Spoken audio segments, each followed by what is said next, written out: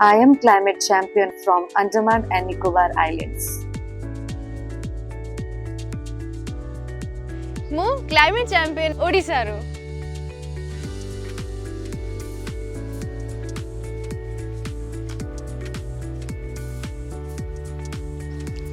सो नमस्कार, I am Shivani Pathi. I am from Berhampur Odisha.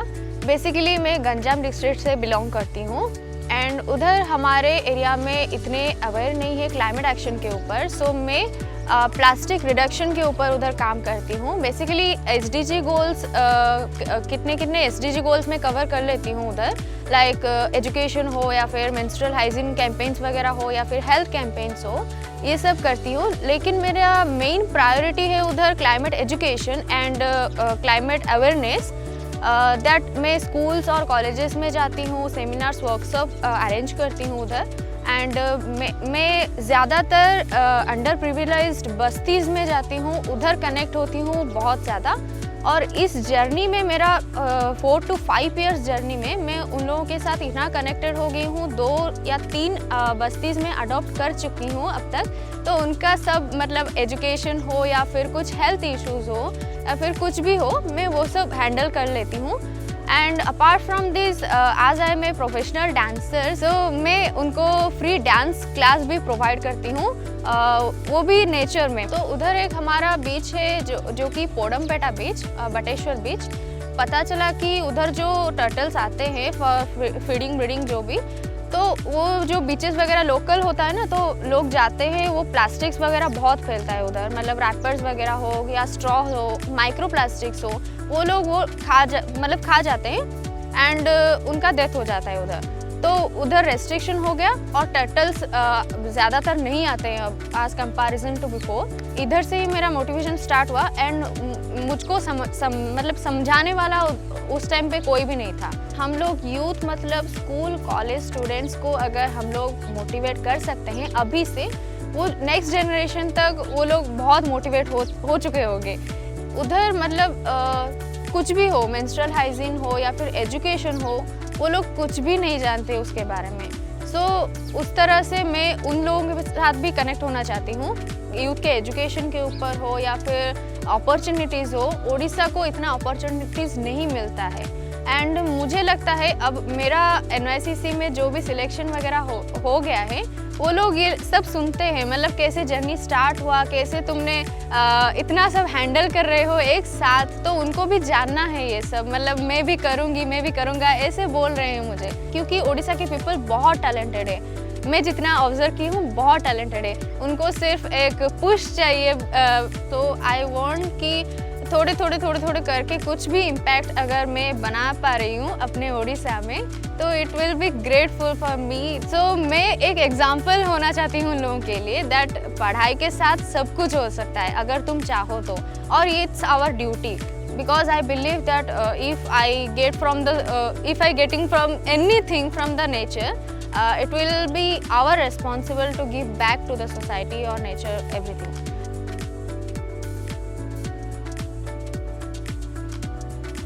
My name is Agnisha.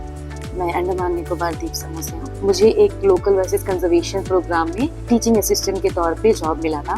Local versus conservation ये एक ऐसा प्रोग्राम है जहाँ पे हम यूथ को एम्पावर करते हैं कि कैसे आपको रिसर्च पेपर लिखनी है, रिसर्च पेपर कैसे रीड करनी है, कैसे सस्टेनेबल प्रैक्टिस करनी है, कैसे लिंक्स बनते हैं कि इकोसिस्टम से, सस्टेनेबल लिविंग से, नॉन लिविंग थिंग्स से कैसे लिंक्स बनती है और वो कैसे एनवायरनमेंट में काम करती है और वो कैसे इन चीज़ों को अपने जीवन में आगे कर सकते हैं करके।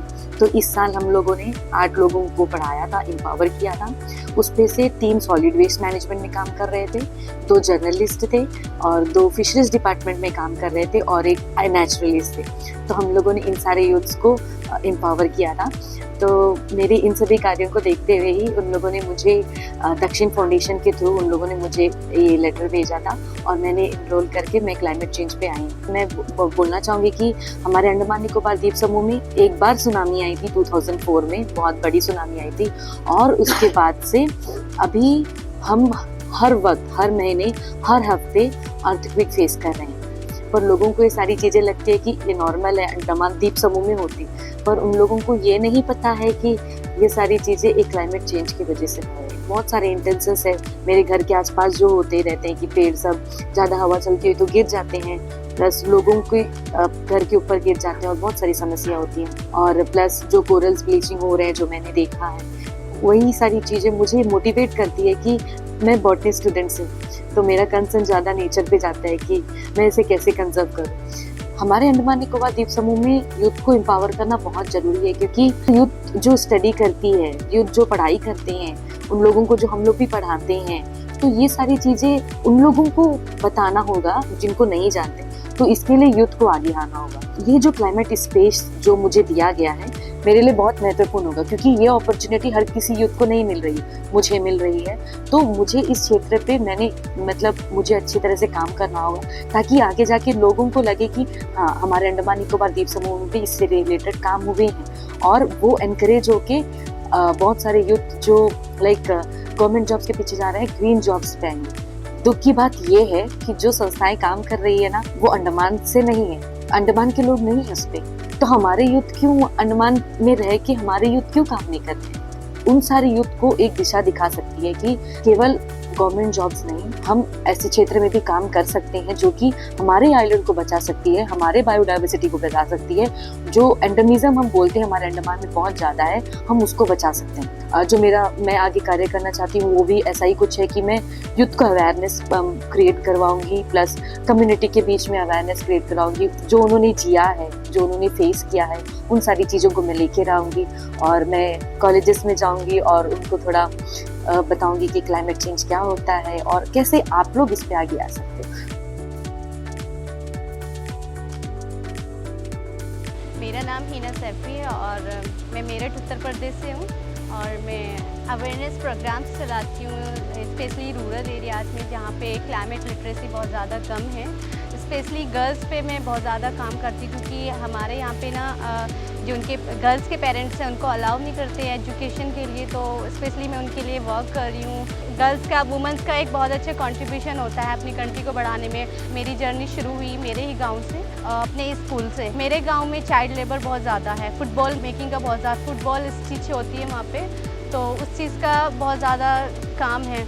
तो मैंने देखा कि जो गर्ल्स हैं सिर्फ वो वहीं तक सीमित है कि सिर्फ वो फुटबॉल सिलती हैं, तो मैंने देखा कि बाकी गर्ल्स को भी स्कूल जाना चाहिए। तो मैंने गांव में उस चीज़ पे ना काम करना शुरू कर दिया कि बाकी गर्ल्स को भी स्कूल जाना चाहिए, not only girls but boys also. कि फिर मैंने देखा कि गांव की सिचुएशन बहुत ज़्यादा ख़राब है, हर तरफ गंदगी है, टॉयलेट नहीं है, और पॉन्ड्स है, उनकी सिचुएशन बहुत ही ख़राब है।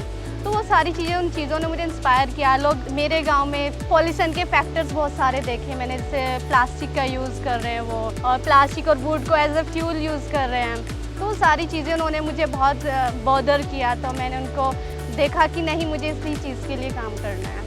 मैंने फिर स्कूल से ही अपनी टीम बनाई, और मेरे फ्रेंड्स थे, मेरे क्लासमेट्स थे, और साथ में निकलते हम जाके बात कर रहे हैं। हमने वहाँ पे डस्टबिन भी बनाए थे, पेपर्स के डस्टबिन बनाए थे कि आप इनको यूज़ करिए। अपने स्कूल में भी रखे थे, और स्कूल से ही ये कैंपेन स्टार्ट किया था। फिर हम गांव-गांव में जाते, द क्लाइमेट एजेंडा से जो ऑर्गेनाइजेशन है उनसे हम मिले, उन्होंने वर्कशॉप कराई, तो वहाँ पे और डीपली समझा कि एयर पोल्यूशन क्या होता है, क्या इसका इम्पैक्ट पड़ता है लोगों पे। तो वो सारी चीज़ें देखी, तो थोड़ा साइंटिफिकली सोचना शुरू कर दिया।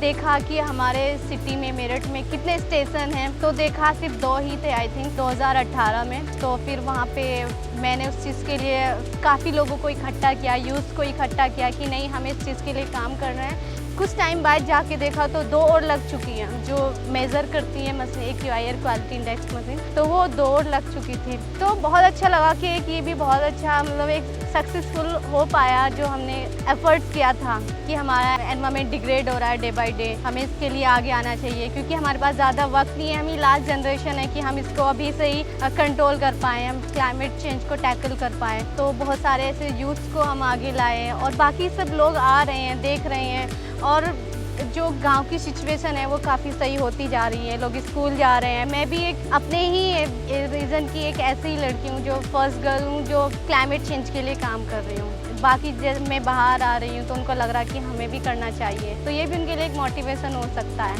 फर्स्टली तो जब हम बात करते हैं कि गांव में बहुत ज़्यादा लोग लेबर ही हैं, तो वुमेन्स तो बाहर नहीं जा सकती ना, और उनको बहुत सारी चीज़ों का सामना करना पड़ता है। चूल्हे पे ही काम करना पड़ता है, और बहुत सारा जिससे कार्बन एमिशन होता है, कार्बन प्रोड्यूस होता है, वो सारी चीज़ें उनको देखने को मिलती है। वो फेस करती हैं सिर्फ इसलिए कि गरीबी है। वुमेन्स हैं, वो प्रेग्नेंट हैं और ट्रांसपोर्टेशन का सिस्टम नहीं है, तो वो पैदल ही जा रही हैं, तो वो सारी चीज़ें उनको बहुत ज़्यादा उन पे इम्पैक्ट पड़ता है इस चीज़ का। फुटबॉल ट्रेनिंग का मैं काम दे रही हूँ ताकि जो वुमेन्स हैं अपना खुद का एक बिजनेस शुरू करें, वो एंटरप्रेन्योर बने, उस चीज़ के बारे में समझें। क्योंकि सबसे पहले तो उनको सिखा रही हूँ कि कैसे हम अपने आप को प्रेजेंट कर सकते हैं, अपने काम को कैसे प्रेजेंट कर सकते हैं, तभी हम बाहर जाके बड़े लेवल पे, ग्लोबल लेवल पे अपने बिजनेस को पहुँचा सकते हैं।